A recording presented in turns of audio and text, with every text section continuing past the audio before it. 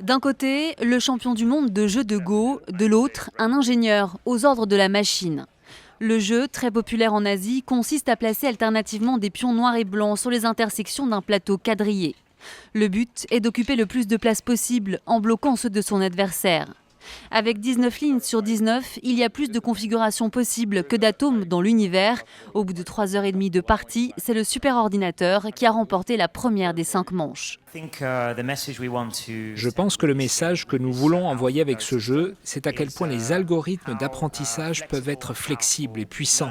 Vous savez, ils peuvent résoudre des problèmes très intéressants. Le Sud-Coréen, qui pratique le Go depuis 10 ans, est le premier à être surpris par cette victoire de la machine. À un tel niveau, le jeu demande beaucoup d'instinct et de créativité. La réponse se trouve dans le logiciel ultra performant mis au point par Google, basé sur un réseau de neurones artificiels. Après avoir beaucoup d'études de parties, il va passer une phase d'apprentissage par renforcement. C'est-à-dire qu'il va jouer des parties. Quand il gagne, il se dit « Ah, là, ça devait être pas mal ce que j'ai fait ». Quand il perd, il se dit « Là, j'ai dû faire des erreurs ». Et peu à peu, comme ça, en jouant contre lui-même, il va progresser et jouer de mieux en mieux. Le match va durer jusqu'à mardi prochain. Le vainqueur remportera $1 million.